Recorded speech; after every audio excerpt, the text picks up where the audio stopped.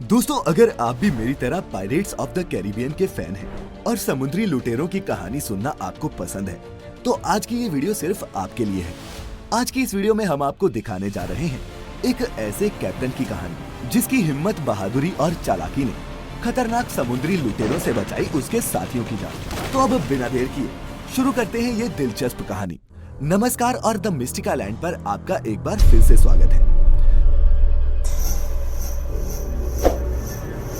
दोस्तों, 90 के दशक में सोमालिया भीषण गृह युद्ध के चलते काफी बर्बाद हो गया था और वहाँ पर बेरोजगारी और भुखमरी लगातार बढ़ने लगी। ऐसे में पेट पालने के लिए लोग यहाँ कुछ भी करने को तैयार हो गए थे। और वो कहावत तो आपने सुनी ही होगी, मरता क्या ना करता। समंदरी ट्रेड रूट पर अपनी पोजीशन का फायदा उठाकर यहाँ के लोगों ने समुद्री जहाजों को लूटना शुरू कर दिया। आज की इस कहानी की शुरुआत होती है सोमालिया के बीच से। यहाँ कुछ हथियारबंद लोग आते हैं। ये लोग समुद्री लुटेरे हैं। इन लोगों को एक बड़े जहाज को लूटने का कंसाइनमेंट मिला था। गरीबी और भुखमरी से परेशान ये लोग समुद्री लुटेरे बनने पर मजबूर थे।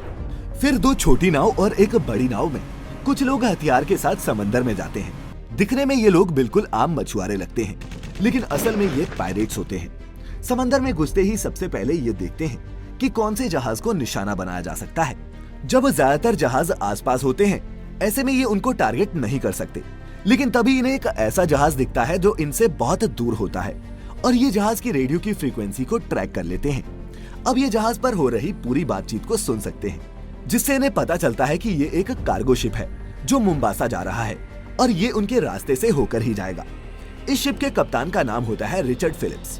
रिचर्ड जानता है कि जिस रूट से वो अपना जहाज लेकर जा रहा है वहाँ पर समुद्री लुटेरे होते हैं, इसीलिए वो बिल्कुल अलर्ट रहता है। जहाज से बाहर देखने पर उसे बहुत तेजी से एक बोट अपनी तरफ आती हुई दिखाई देती है, लेकिन वो समझ नहीं पाता कि ये कौन है। पर जब वो रडार में देखता है तो समझ जाता है कि उनका कोई पीछा कर रहा है। अपने शक को यकीन में बदलने के लिए वो क्रू मेंबर से बोलता है कि जहाज को लेफ्ट लो, और जब जहाज लेफ्ट मुड़ता है तो जो बोट इनका पीछा कर रही होती है वो भी लेफ्ट मुड़ जाती है। अब कैप्टन रिचर्ड का शक यकीन में बदलने लगता है कि हो ना हो ये समुद्री लुटेरे हैं जो उनके जहाज का पीछा कर रहे हैं। वो फौरन इस बात की जानकारी UK maritime trade operations Dubai में देते हैं।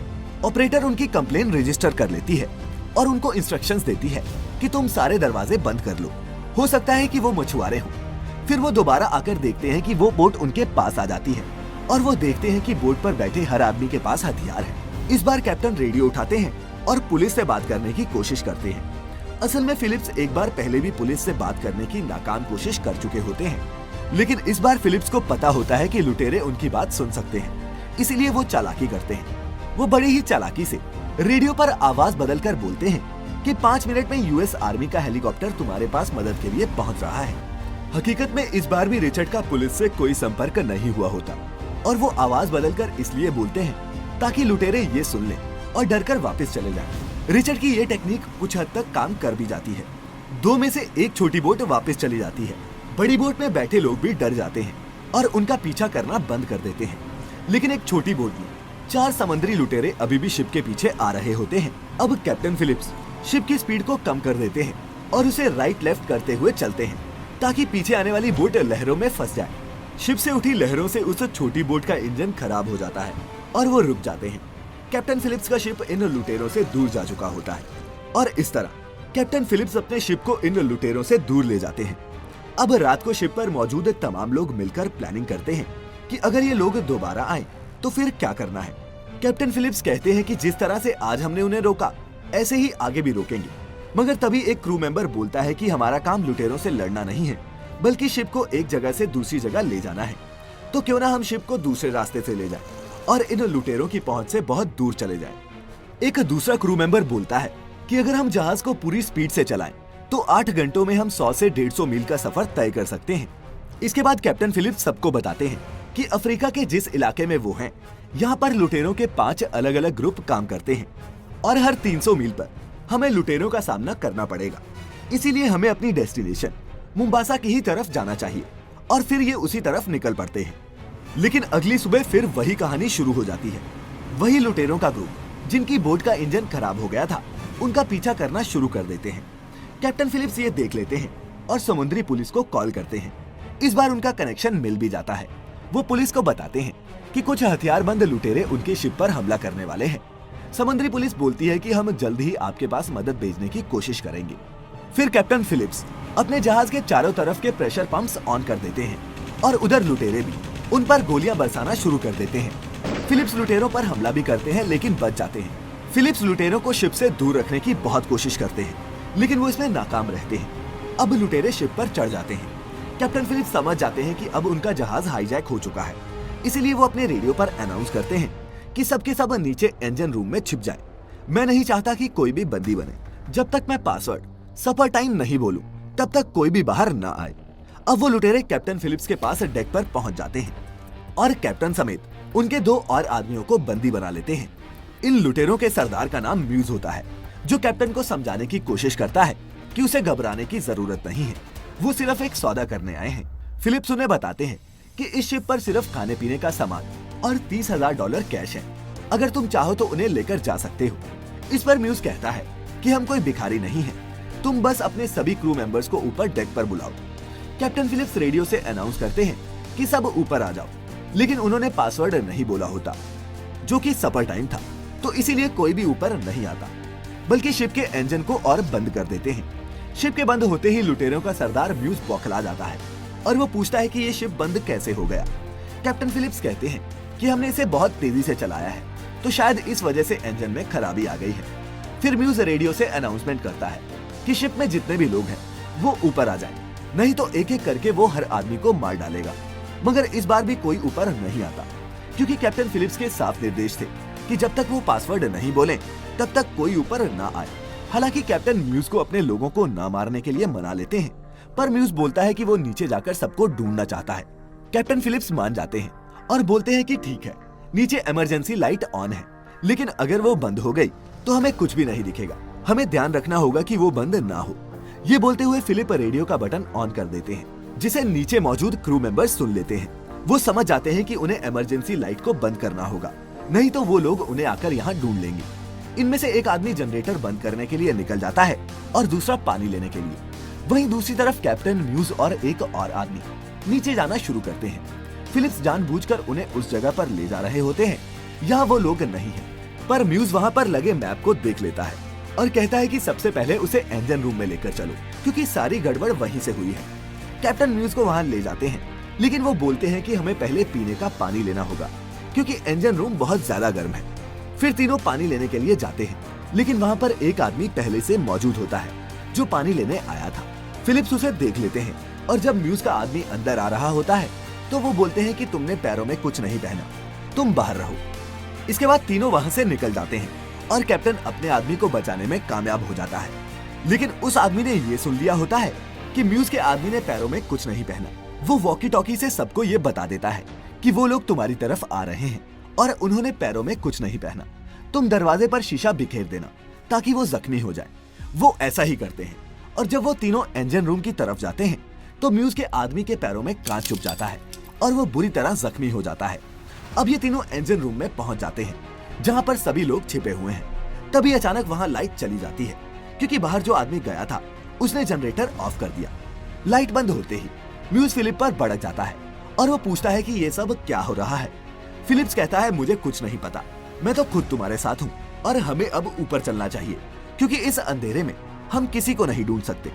म्यूज कहता है कि तुम मेरे घायल आदमी को ऊपर ले जाओ, मैं तुम्हारे आदमियों को ढूंढूंगा। फिलिप्स और म्यूज का साथी ऊपर चले जाते हैं और म्यूज बाकी के क्रू को ढूंढने लगता है।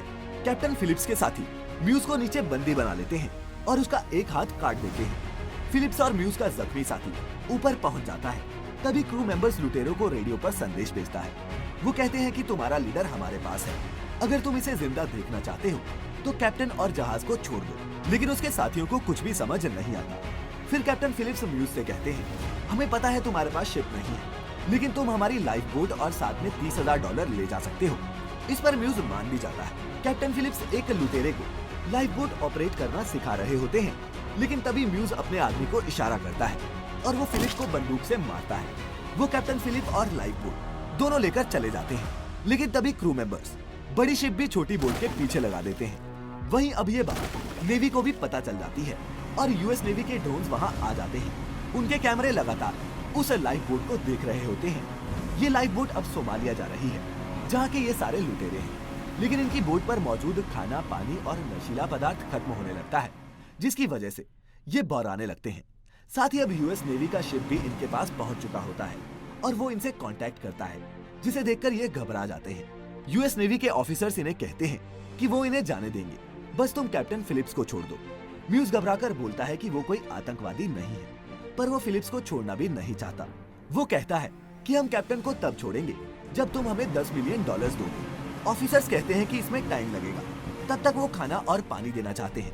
म्यूज के पास खाना और पानी की कमी होती है, इसलिए वो ये सब बातें मान लेता है। 2 बोट खाना देने के लिए पहुंच भी जाती हैं, पर जब वो बोलते हैं कि उन्हें कैप्टन फिलिप्स को देखना है, लुटेरे फिलिप्स को बाहर लाते हैं और फिलिप पूछते हैं क्या उनकी फैमिली को पता है कि वो कहाँ है। नेवी कहती है हाँ, तो कैप्टन कहते हैं कि मेरी फैमिली को पता होना चाहिए कि मैं लाइफ बोट की सीट नंबर 15 पर बैठा हुआ हूँ। असल में ये नेवी के लिए एक संकेत होता है।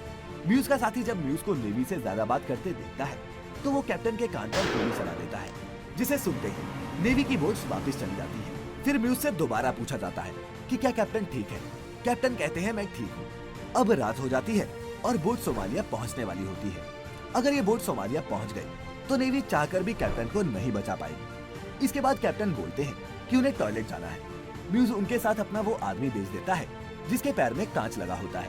कैप्टन बाहर आते ही उसे पानी में धक्का देकर खुद भी पानी में कूद पड़ते हैं। उधर यूएस नेवी को पता चल जाता है कि कोई 2 लोग पानी में कूदे हैं, लेकिन अंधेरे की वजह से वो कुछ भी कंफर्म नहीं होते, इसीलिए वो कुछ नहीं करते। पर म्यूज लाइफ बोट लेकर एकदम उनके पास पहुंच जाता है और कैप्टन को वापस पकड़ लेता है।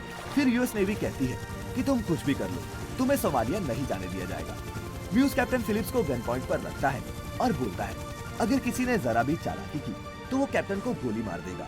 तभी एक ऑफिसर बोलता है कि हमने तुम्हारे बॉस से बात कर ली है, और वो साथ में उन चारों की डिटेल भी बताता है और कहता है कि हम तुमसे सौदा करने के लिए तैयार हैं, पर उसके लिए एक आदमी को हमारे पास आना होगा। इसके लिए म्यूज तैयार हो जाता है। नेवी वाले म्यूज को लेने के लिए आ जाते हैं और वो कैप्टन फिलिप्स को पहनने के लिए एक ड्रेस देते हैं और वापस वही बैठने के लिए बोल देते हैं। इसके बाद वो म्यूज को लेकर वहाँ से चले जाते हैं। इसके बाद लाइफ बोट की तरफ बड़ी बड़ी लाइटें जला दी जाती हैं, जिससे उन्हें आगे का कुछ भी दिखाई नहीं देता। साथ ही वो इनकी बोट को अपनी तरफ खींचना भी शुरू कर देते हैं। स्नाइपर इनका निशाना लेकर बैठे होते हैं, पर सबके सब एक साथ निशाने पर नहीं आते। कैप्टन को लगता है कि अब वो नहीं बचेंगे, इसीलिए वो अपने परिवार को लेटर लिखना शुरू कर देते हैं, जिस पर लुटेरों और फिलिप्स की झड़प हो जाती है। वो फिर कैप्टन को बांधकर डाल देते हैं और उनमें से सबसे बड़ा लुटेरा कैप्टन को शूट करने के लिए भी तैयार हो जाता है, पर बचे हुए 2 लुटेरे ऐसा नहीं चाहते थे। वहीं दूसरी तरफ स्नाइपर्स भी तैयार बैठे होते हैं। फिर अचानक ये बोट को अपनी तरफ खींचना बंद करते हैं, जिससे बोट को एक झटका लगता है और तीनों लुटेरे इनके निशाने पर आ जाते हैं।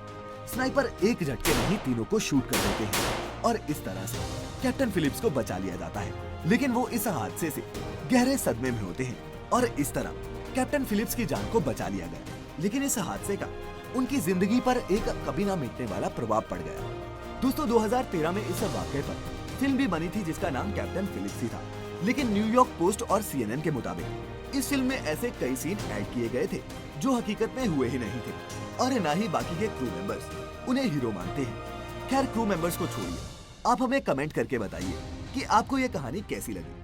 और साथ ही दोस्तों, अगर आपको आज की ये वीडियो पसंद आई हो तो वीडियो को लाइक करने के साथ साथ इसे अपने दोस्तों के साथ शेयर करना भी ना भूलें। हमारे चैनल की हर लेटेस्ट अपडेट के लिए सब्सक्राइब बटन पर क्लिक करके बेल आइकन दबाएं।